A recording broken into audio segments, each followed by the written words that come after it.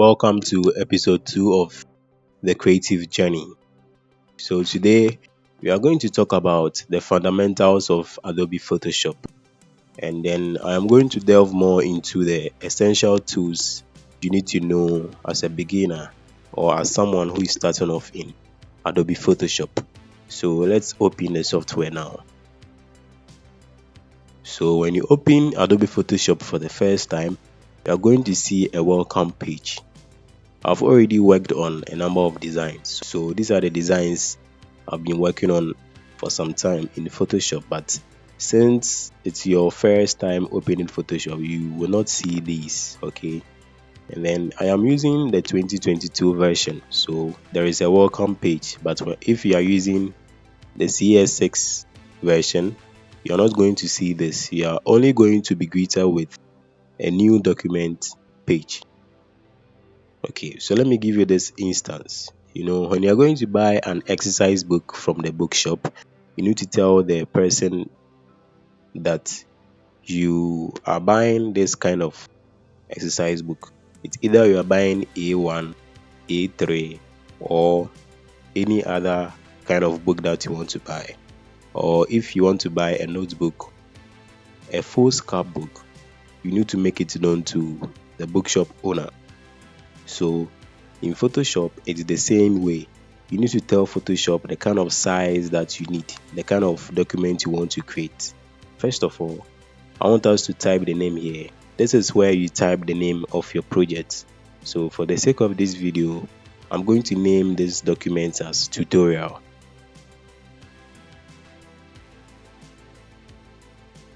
So for the kind of document we are going to create, these are the dimensions we are going to use. That will be 1080 by 1080 pixels. You can either choose inches, centimeters, or millimeters, points, or pickers. But for the sake of this video, we are going to make good use of pixels. Also, this will be the resolution, 300. So the resolution is basically the quality of your work. The lowest or the least you can use is 72, and the highest will be 300 or more. But for the sake of this video, we are going to stick to 300 resolution. And then to the color mode, we have bitmap, grayscale, RGB color, CMYK, and then lab color. But for now, as a graphic designer, we are only going to stick to RGB color. This is what the RGB color does. When the purpose of your design is to be posted on social media, RGB is the best color mode to use because it is best for the screens. I believe as time goes on, we are going to talk more about this. So now, after having your dimensions and everything correct, you are going to click on create. But before you click on create, when you buy the exercise book, the first page you open, you will see a new document. That will be a fresh page. The default color of the pages in an exercise book is white. So whenever you create a new document, you should make sure that the background here is white. That could be to your preference though, because you can change it afterwards. Okay, so this is our new document. For you to understand very well, I will say that this is our first page in our exercise book. So first of all, we have already created our 10 by 1080 by 1080 pixels document, which is your exercise book. So the first thing we are going to talk about is the layer panel. So this is the layer panel.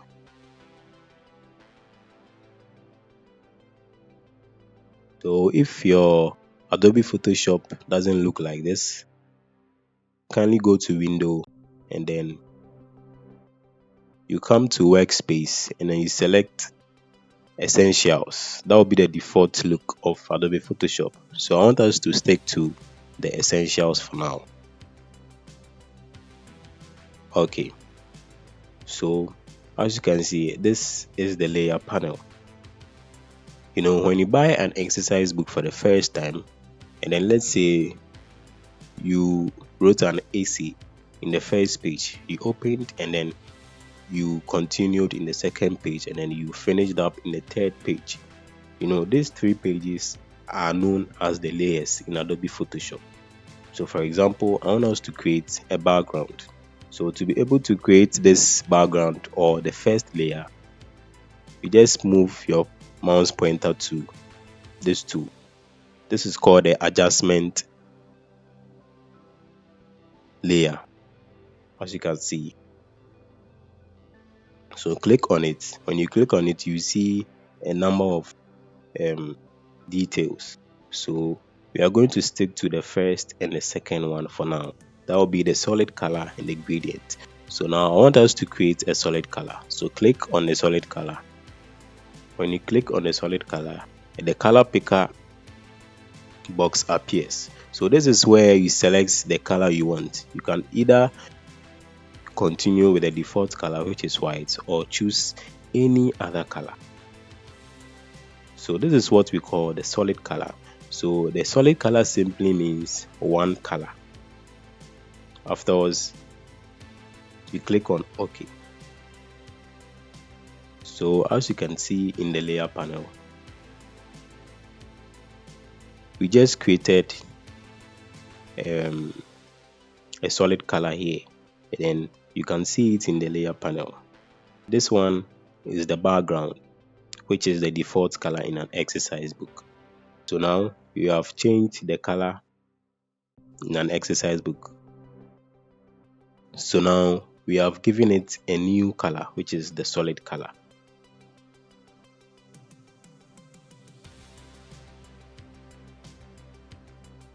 So this is how the layer panel works. Any object that you bring into Photoshop, you would have to work on the arrangement in the layers. Now I want us to bring in a picture. I want us to import a picture into Adobe Photoshop. So this is what we do. You go to File, and then you scroll down and you click on Place Embedded. For CS6, you would only see Place, not Place Embedded. It's still the same. Okay, so just click on Place or Place Embedded, and then it will take you to the folders on your PC, and then you select the picture you want to bring into Photoshop. So let's click on it. Okay, so this is my folder. So I'm going to click on any picture that I want to import. So when you click on it, and then you come here, you click on Place, or you can simply hit on Enter on your keyboard. So now we have imported our picture into our document. So now you click here, or you hit on Enter on your keyboard. So this is our picture.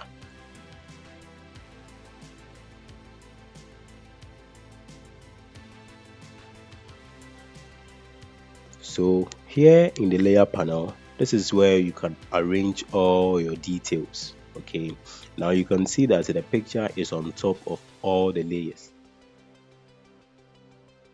If you want to put the picture under the blue background we just created, just click and then hold on the picture, and then you drag it down, and then you make sure it's below the background you created, and then you leave it. That's all.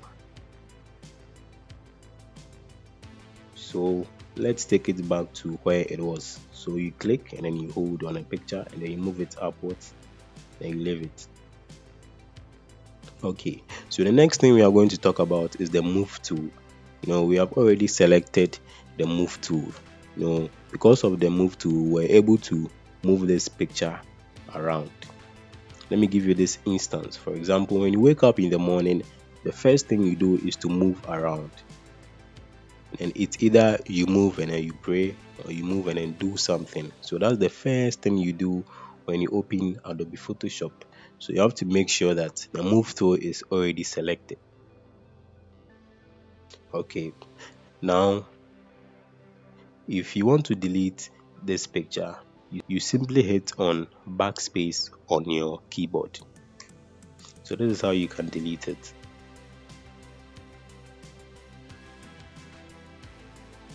Now let's say you want to turn off this picture but you don't want to delete it. You simply hit on this icon here, then it is being turned off. You can still turn it on. Okay, so now let's say you have created this solid color here, but you want to change the color. You simply double click on the thumbnail you are seeing here, and then it takes you back to the color picker dialog box, and then you can select any other color that you want. For me, I'm selecting white. Okay, so now we have talked about layers and also the move tool, and then how to import any image into Adobe Photoshop. Now we have already talked about the solid color, so I want us to continue with a gradient. So when you come to the adjustment layer, I told you we are only going to work with solid color and then gradient for now. So now let's select the gradient. So this is how the gradient works. As soon as you select it, you will get this gradient fill dialog box. So click on this thing you are seeing here. When you click on it, it will bring out another dialog box, and this is where you select your colors. So the gradient is basically more than one color that is combined together. So to change the colors, you can simply double click here, and then you select any color you want. Let's take red. Then you click on OK. And then you also come here, you double click and then select any color that you want to use. I mentioned that the gradient is a combination of more than one color, so you can still add more colors by double clicking here. Then it takes you back to the color picker, and then you select the color that you want to use. So basically this is what we will learn about the gradient adjustment layer.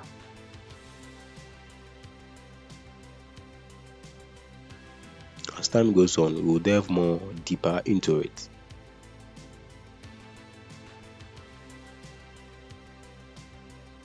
Okay, so now I would like us to make good use of the shape tool in Adobe Photoshop. So this is the shape tool. This is where you have a number of shapes. You have the rectangle, the rounded rectangle, the ellipse, polygon, and other ones. Don't worry if your Photoshop doesn't have rounded rectangle and others. You can simply create it yourself. But for now, we are only going to work with the rectangle tool and also the ellipse tool. So now click on this tool to select the rectangle tool. So now you can see that we have selected the solid color, but I want us to create the shape on top of this picture.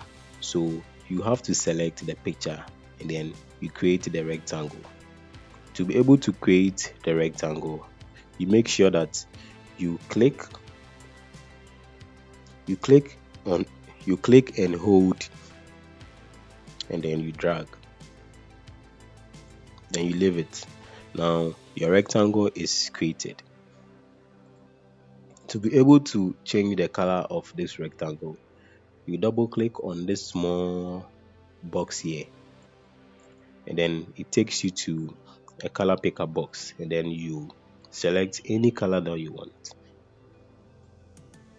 Then you click on OK. Now the next thing we are going to talk about is what we call the clipping mask, which is very essential in graphic design or in Adobe Photoshop. So for you to be able to create a clipping mask, before we talk about the clipping mask, let me give you this instance. When we were in primary school, it was compulsory to tuck in whenever you come to school. Okay.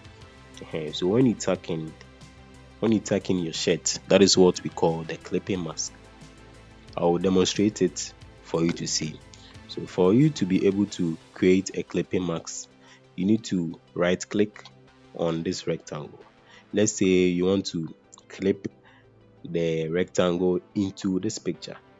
So you right click on the rectangle, and then you see create clipping mask here, and then you click on it. For now, you're not going to see it because the rectangle is smaller than the picture.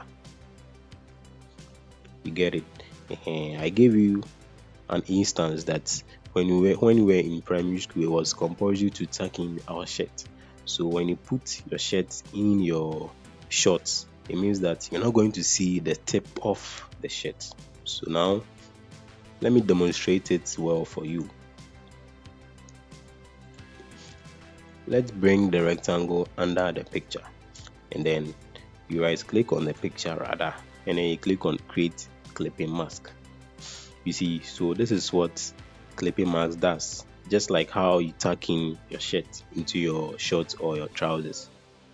When you create a clipping mask, it means that you are restricting the picture into the rectangle, and so you only see the shape of the rectangle, but you are not going to see the color of the rectangle. You are only going to see the picture. So this is what clipping mask means. As time goes on, we'll demonstrate more for you to get used to it. Okay. Now, I want us to reduce the size of the whole thing. So for you to reduce the size of the picture and also the rectangle, you would have to select the two of them, both the picture and then the rectangle. For now, you can only select only one because you are just clicking on it. But for you to be able to select both of them, you'd have to hold shift and then you click on the rectangle too. I hope you get it. Now the two is being selected. So now you can move both of them around. But imagine you only selected a rectangle. You can only move the rectangle, but the picture is still stable. And then if you select only the picture, you would only have to move the picture around, but the rectangle will be stable. So for now, to be able to select both of them, you click on you hold on shift and then you click on the rectangle, and then both of them are being selected. So now you can move the two elements. Okay, I want us to reduce the size of both the picture and also the rectangle. So now you see these points here. They're going to make very good use of them because it's very important. Okay, so in your Photoshop, maybe you might not see these points. This is what you will do. You come here to the top and then you check show transform controls. Maybe your Photoshop looks like this. You're not seeing any points, so you simply come to the top and then you check show transform controls, and then it appears. But you make sure that the auto select is not checked, because when you check it, anything that you click here in the document will be selected. As you can see, I never selected the solid color in the layer panel, but it's been selected. This is what the auto select does. So when I click on the picture here, you see that the picture is being selected in the layer panel. So you have to uncheck it. If not, it will confuse you. So anytime you open Photoshop, you make sure that the auto select is unchecked, but the show transform controls is checked. Okay, so now we have created a picture and we have clipped it into our rectangle. Now I would like us to select the two of them and then reduce the size. So you hold on shift and then you click on the rectangle. Now the move tool is still selected, so you move the mouse pointer So you move it and put it on one of the points. Okay, one of the points you are seeing. Then you click and hold, and then you move it. Either you move it away or you move it inside. Okay, so let me show you one thing. In Adobe Photoshop CS6, when you click and hold this side, and then you move it into or out or away, the size won't be increased like this. Let me explain this to you more. Now I am using the 2020 version, so I can hold on any point and then increase the size without distorting the picture or without stretching the picture. This is what I mean by stretching the picture. In Photoshop 2022 version, for you to stretch this whole thing, when you put the move tool here on this point, you have to hold shift and then you click and hold, and then you move it into. You can see that the picture is being compressed or being stretched. In this way, it distorts the picture, and this is not what we want. Okay, so if you are using Adobe Photoshop CS6, you are not supposed to click and hold this side. You're only going to work with the corners. You're only going to hold and then move the corners, but you make sure that you hold shift. That is what you do when you are using the CS6 version.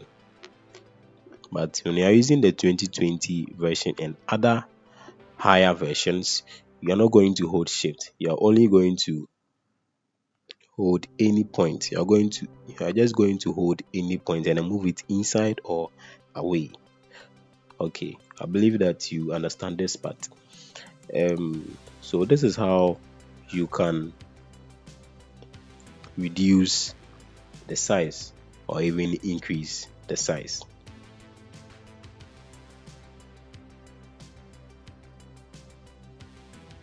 Okay, so we have created this rectangle and we have clipped the picture into it.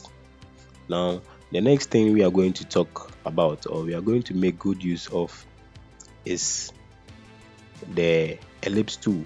The ellipse tool also works the same way as the rectangle. So you click here and then you select the ellipse tool. Now I want us to create the ellipse tool on top of the rectangle and then the image. So you have to select the picture and then you draw the ellipse tool on top of it. I've already talked about the rectangle tool, and then since the ellipse tool works in the same way, I will not talk about it again. Maybe as time goes on, we'll be making good use of them in our design project.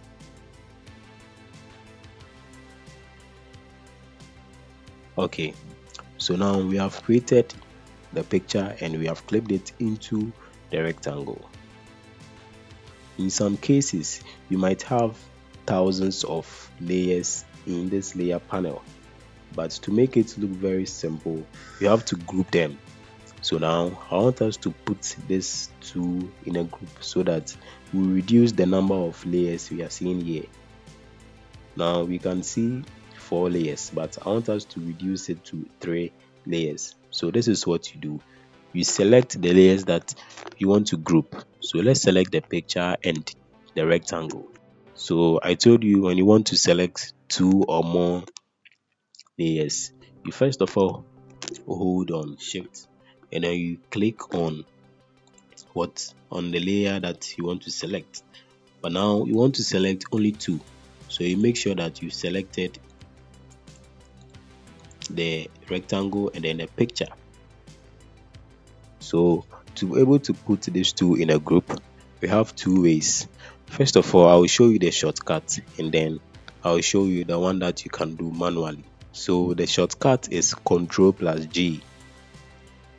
Immediately you select the 2 elements, you make sure that you use the shortcut Control plus G, and now the two elements are being grouped. Okay, let me show you the second method. So when you select the two, you make sure that you put your mouse on what you've selected, and then you drag and then drop onto this icon you are seeing here. This is the icon, that is the group layer.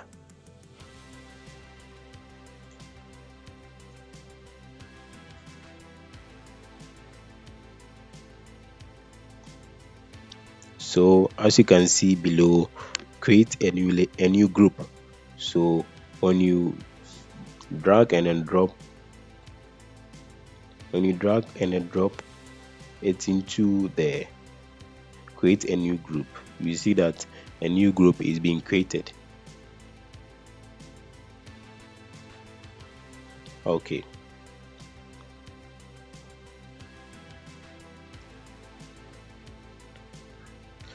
so now I want us to wrap up with these things. In my next video, we will talk more about adding text to our new document and other essential tools that you need to know. But for now, we've created a picture and then we have clipped it into a rectangle. Let's assume that this is our final design. So now you want to save your design. Okay, you want to save it and then transfer it onto your phone, or you want to post it on social media. So this is what you do. I'm going to show you the manual way, and also I'll show you the shortcut method. So for the manual way, you move your mouse pointer to file, you click on it, then you come to save as. Kindly ignore this because this is only seen in the newer versions of Adobe Photoshop. So I want to save this on my computer, so I click on it. So in CS6 or any lower version of Photoshop, immediately you click on save as. This is what appears. Okay, so I want you to click on the save as type. So these are a lot of format that you need to save your work in.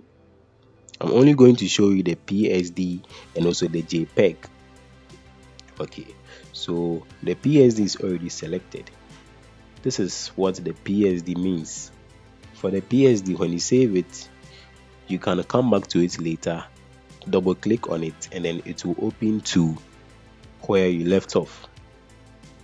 And also for the JPEG, the JPEG means that you are saving your work as a picture, as you are seeing here. So you have already selected the JPEG. So I want you to click here on save. So immediately you click on save, you will see this JPEG options. So this is where you decide how you want to save your work, whether to have it in a low quality, medium quality, high quality, or maximum quality. I know that you want to save it in a maximum quality, so make sure you selected maximum quality, and then this slider is moved to the right. In some cases, when you save your work, you see the slider here. Sometimes you see it here, so you have to make sure that the slider is moved to the far end. So basically, this is how you save your work, and then you make sure that you click here on OK, and then your work is saved. So now you go back to the folder in which you saved your work, and then you check if the work has been saved.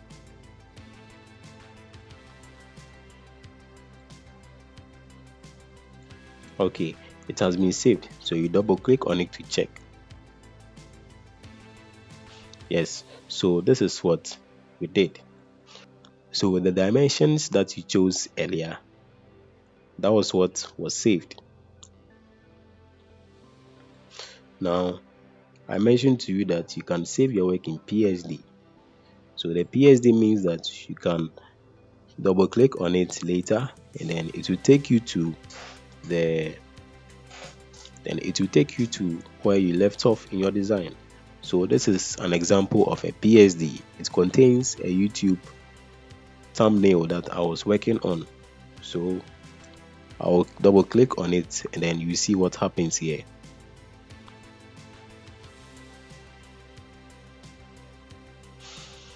Okay, so now this was the PSD I was working on. So immediately I double clicked on it. It took me to where I left the design. I believe you understand. So I'll double click on another PSD, and then we will continue later in another video.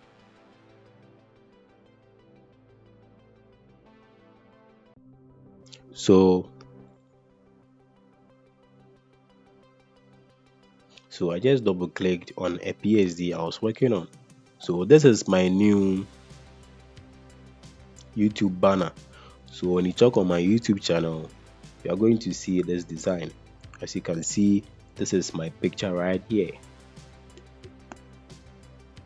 So as I taught you earlier on, this is the layer panel. You could see that I have a lot of layers here. Okay, in our next tutorial, I'm going to show you how you will work with these rulers here, these lines you are seeing here. In the next video, we are going to talk more about it. We're going to talk about how you can import your text, where I'll put in a link in the description for you to download a number of fonts and then install on your PC. I'll also show you how you can install any font on your PC.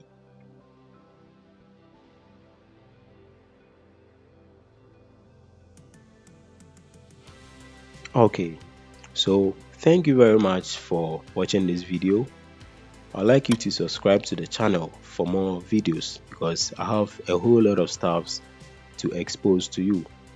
So do well to subscribe to the channel for more videos. Stay tuned for our next tutorial.